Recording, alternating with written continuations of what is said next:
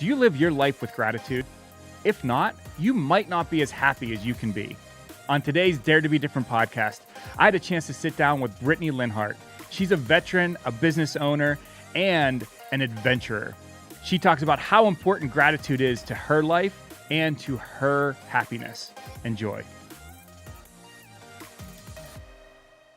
Welcome to the podcast, Brittinay. Thank you so much for being a part of it. Thank you for having me on. Oh, my pleasure. For those of you that are listening, Brittinay is an HR consultant that I got to know. I was on her podcast, and we've got to know each other over the past several months. And somebody that I really respect. She is a culture like a culture expert. She is all about making workplaces great for employees. And of course, we try to do that at FlexScreen. But I wish Brittinay lived close, because I would hire her to do nothing but make everything great for our company. But one of the things why I wanted you to have you on the Dare to Be Different podcast is you're all about adventure. You really are. You do amazing things. You have some experience in the military. Can you give us a little background of who you are? Sure. I was in the Air Force for 8 years.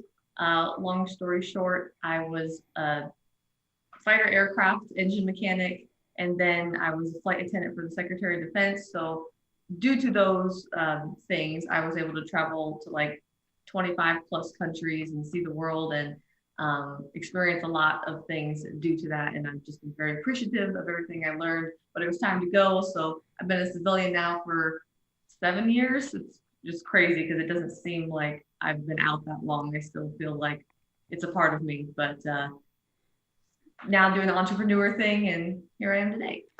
You just like make it seem like, oh yeah, I hung out with the Secretary of Defense for a couple years, flew around the world with him, like no big deal. So it was crazy. That experience, because you see everything from literally 36,000 feet in the sky.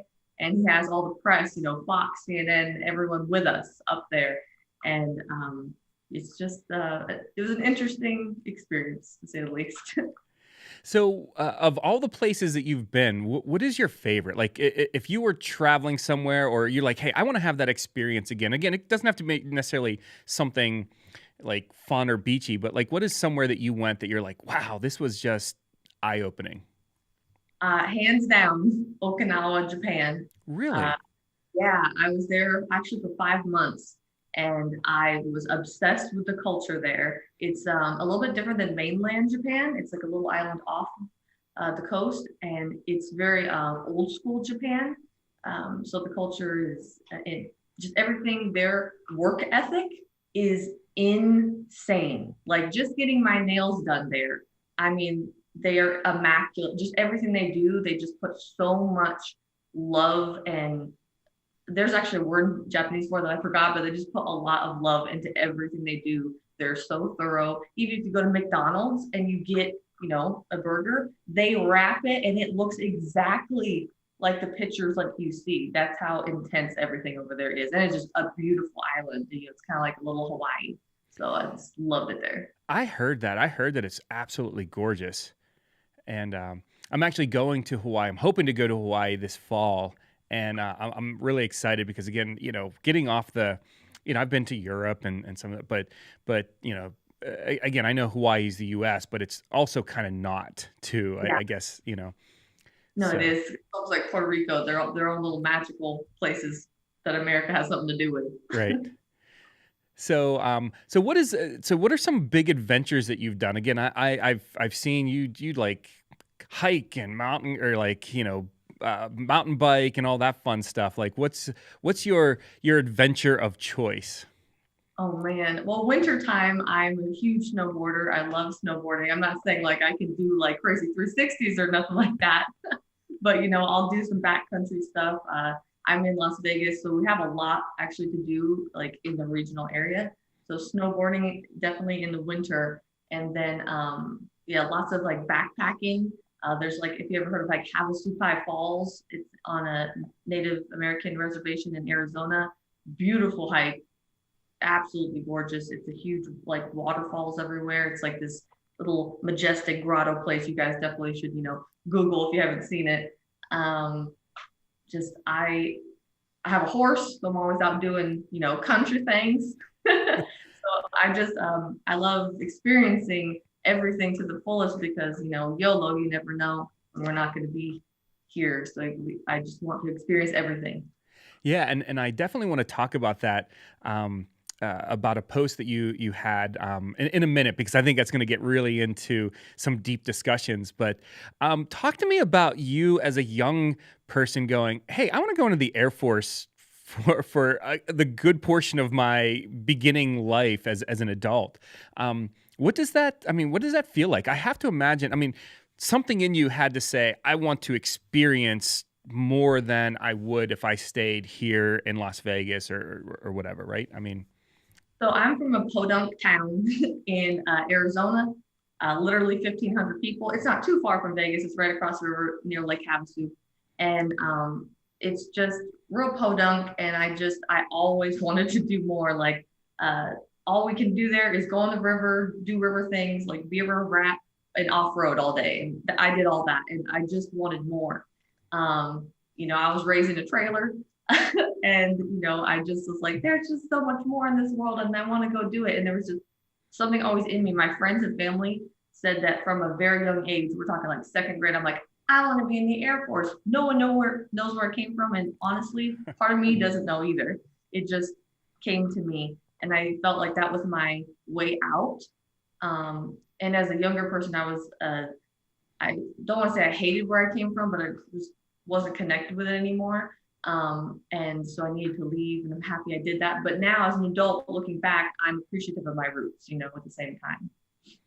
It's amazing. I mean, what you just said there was, you knew that there was more, and you were willing to try to see what that meant. I mean, there's so many people that are afraid to upset the status quo and actually go out and see what life really has for them.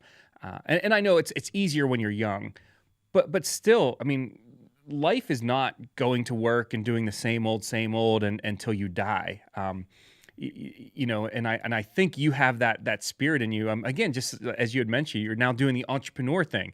That doesn't, that isn't like, oh, I should just go get a job. That's like, hey, I'm going to try something strikingly different. And on top of it, a quote unquote career or a company that does something that's a little bit obscure, HR consultant, workplace culture consultant isn't like, I opened up a Subway restaurant. You know what I mean? It's so, what is that? I mean, what does that look like for you on a daily basis? I mean, do you consider yourself an adventurous person through all aspects of your life? Yeah, the entrepreneur thing was definitely nerve-wracking.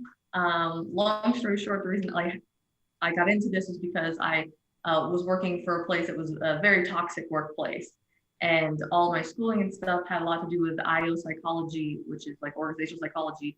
And I wanted to do something with that. And then once I quit that job because my mental health was going down the drain, I was like, what can I do? And then I went to a Tony Robbins seminar, which is what the shirt is, and was like, oh, look at all these 100,000 like entrepreneurs. Why can't I do this?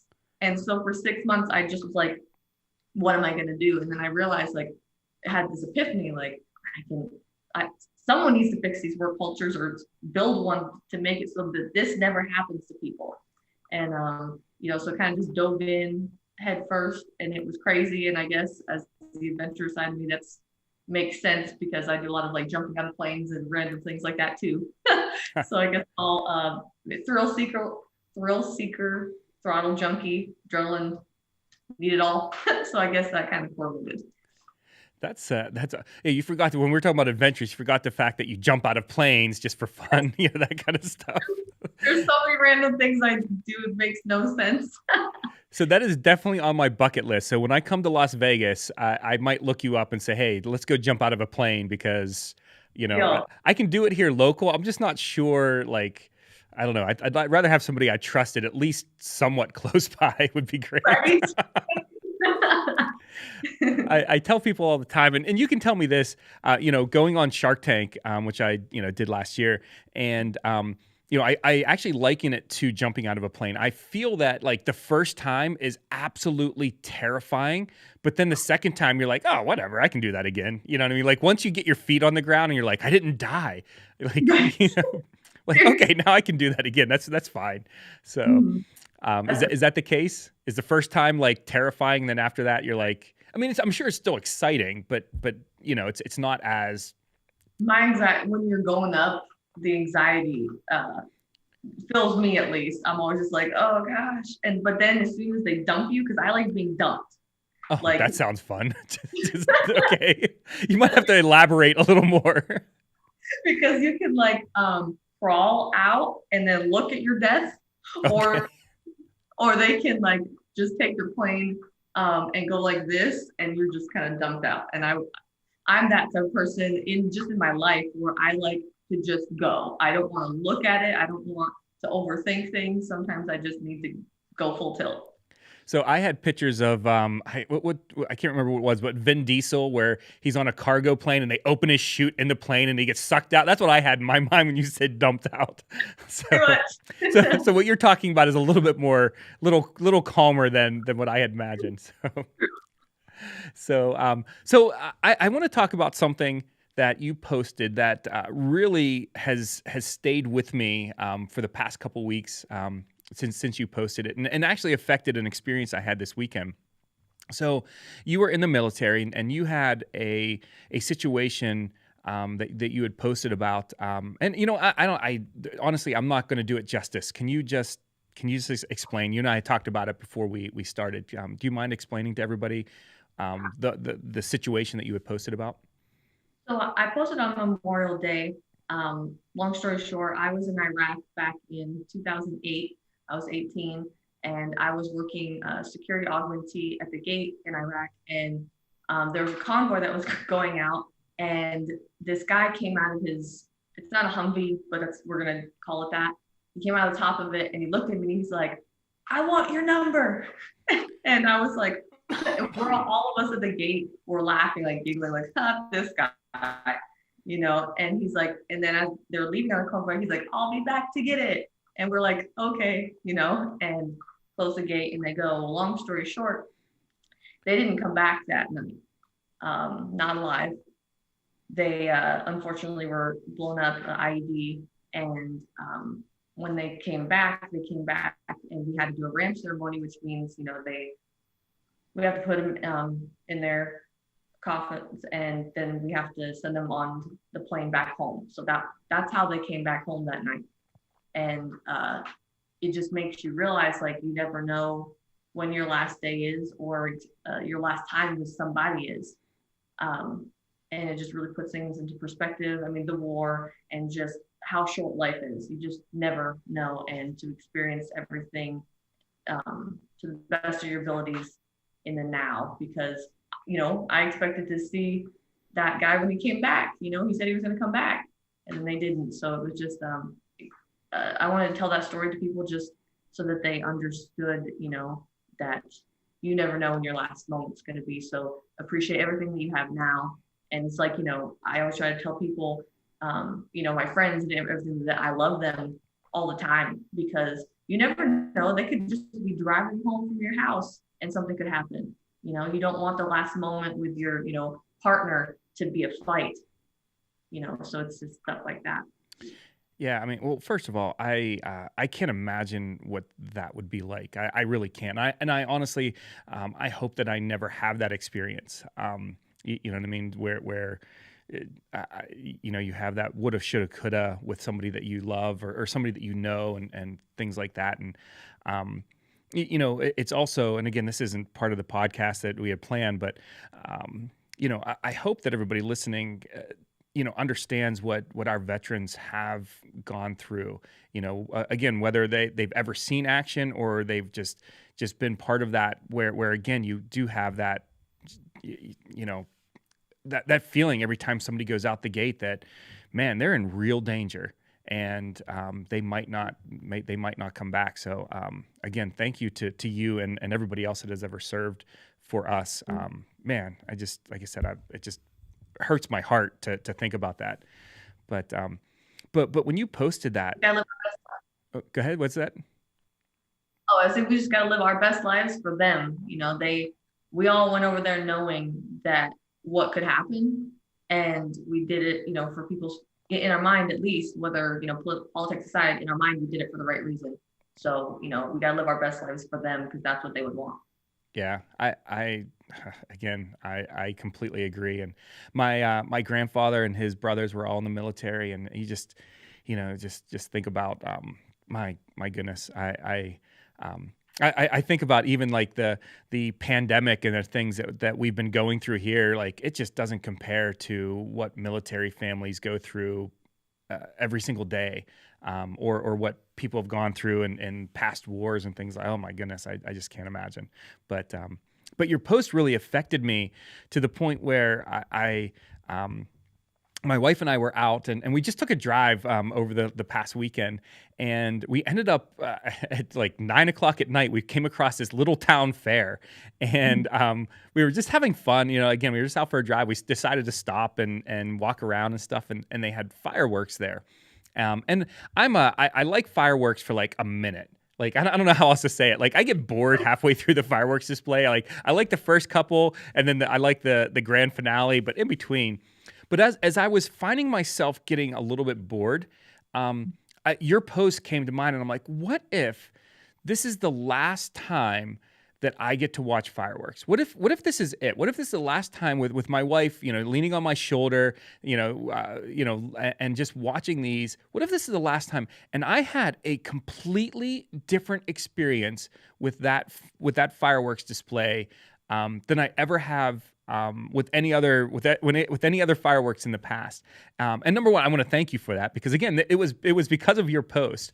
But I just wonder if, what if we lived our lives with with that thought? Now, again, the odds are I'm going to watch lots and lots of fireworks displays. You know what I mean? But that thought that those experiences might actually be scarce. They might not be plentiful. Has actually changed that. I mean, I assume just because of how adventurous you are that you kind of live like that a little bit. But what do you think about that? I mean, just you talking about that with your wife, gives me goosebumps because you just never know.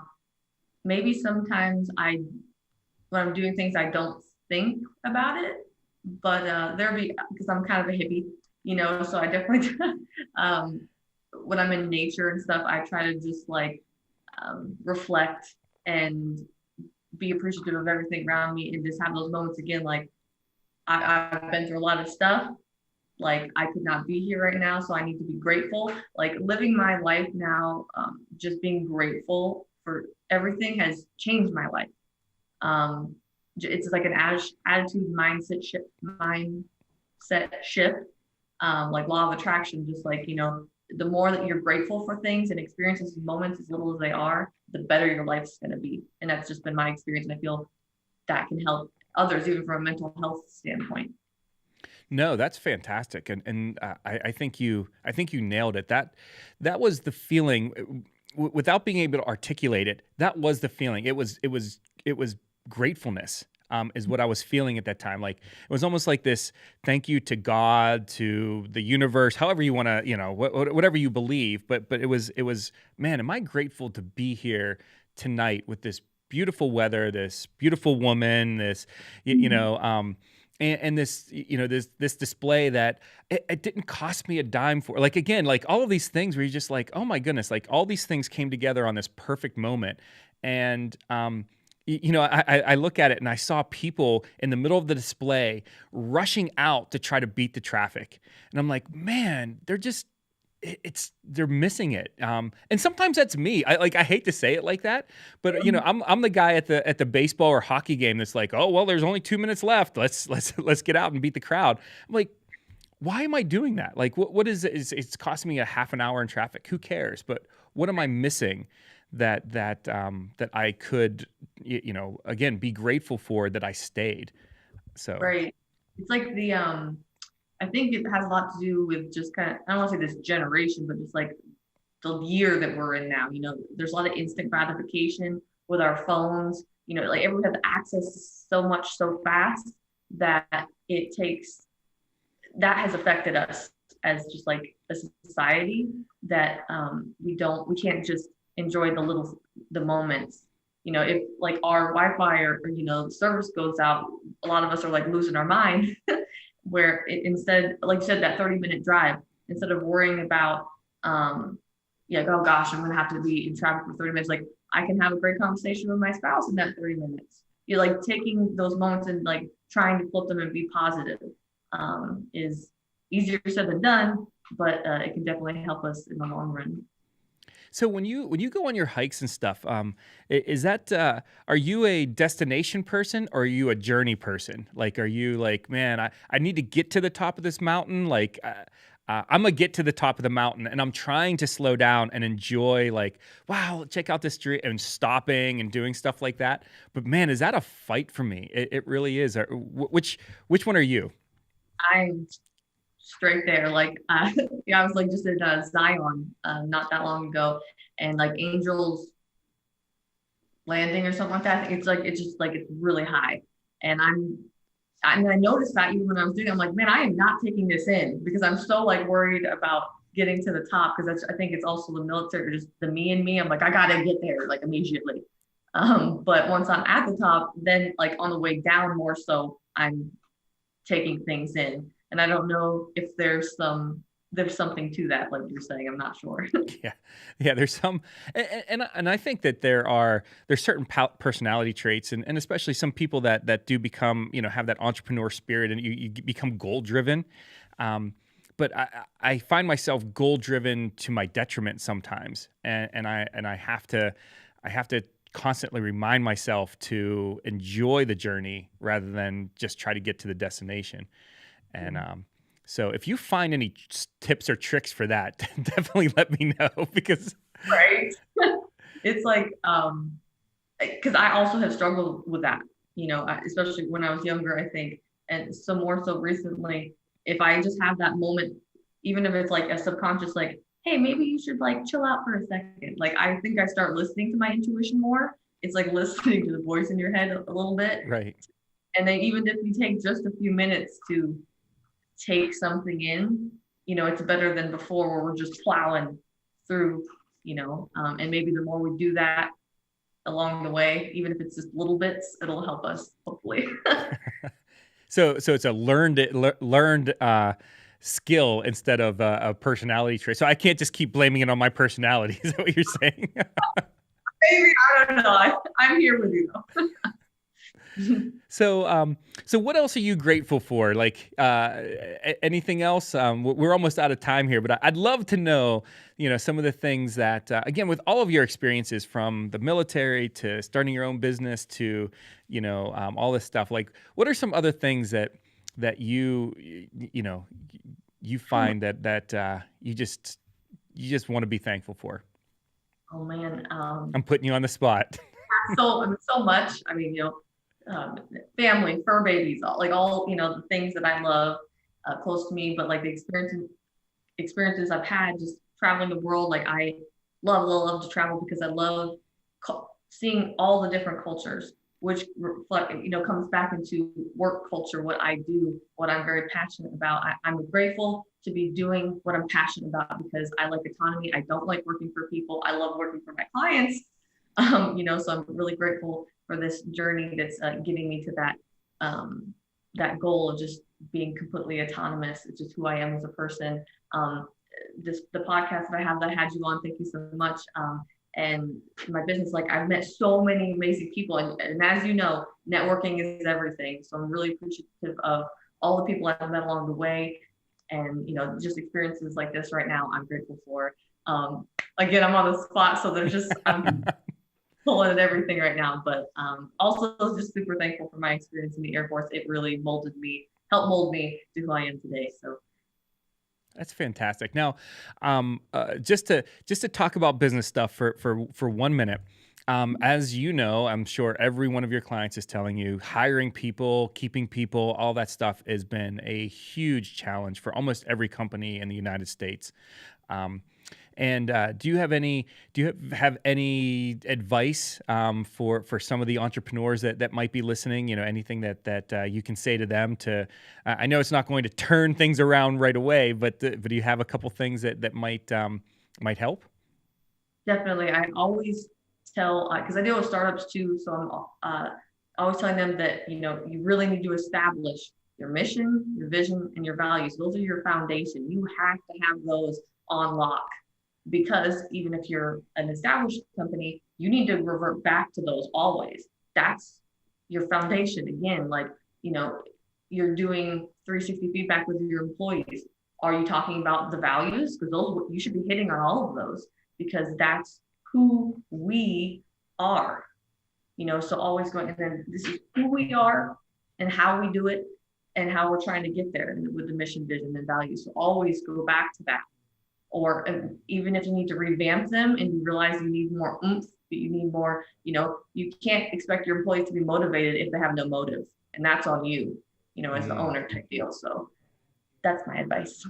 And I'm here for that if you need. Yeah. Everybody. So why don't you share if people do need some help with, with their again, whether it's their mission, how did you put it? Mission, vision, and values. Mission, vision, and values. So if they need help with that, or how to, ingrain that into their culture, how can they find you? On LinkedIn, Brittinay Lenhart, also workcultureconsultant.com. But for the most part, I have a decent following on LinkedIn. That's where all my content is, and you can find me there. And I'm happy to talk with anybody, because I'm all about the people. Really long story short, it's if we treat them well, they're going to treat your business well. Yeah, and I definitely strongly, if you're on LinkedIn, find Brittinay. She has amazing content that she puts out. Tons of engagement. Oh my goodness, people are like, I wish that people commented on my stuff as much as they comment on yours. So, but you put out tremendous stuff and great advice that you're constantly putting out to try to help people. And man, I thank you so much for everything that you're doing, for the companies that you are helping, and then again, just for our friendship that through the last, I guess, year or so that has developed. So thank you so much, and I really appreciate you being on the podcast. Appreciate you. Thank you, and I'm very grateful for you as well. So thank you again for having me on. Thanks so much. Thank you so much for tuning in to another episode of the Dare to Be Different podcast. If you got value from today's podcast, we encourage you to subscribe to our podcast so you're notified when a new episode is posted. If you'd like to support our podcast, please review and share it with a friend. Thank you, and we'll see you on the next episode.